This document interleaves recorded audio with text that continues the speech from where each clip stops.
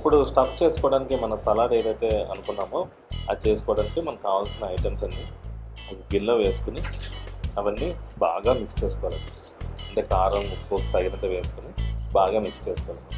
నిమ్మకాయ మస్ట్ అని చూడండి, పులుపుదనం లేకపోతే అసలు ఆ స్టఫ్డ్ ఐటెంకి మనకు అంత టేస్ట్ రాదనమాట.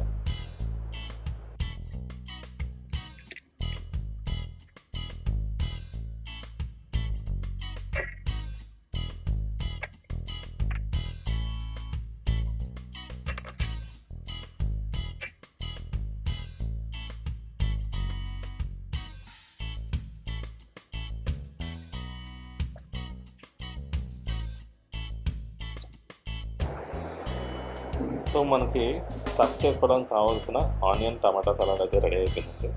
ఇప్పుడు మనం తమలపాకుల బజ్జీలు తీసుకుని దానికి మధ్యకి కట్ చేసి అందులో మనం ఈ సలాడ్ని స్టఫ్ చేసుకుని పెట్టుకోవాలి.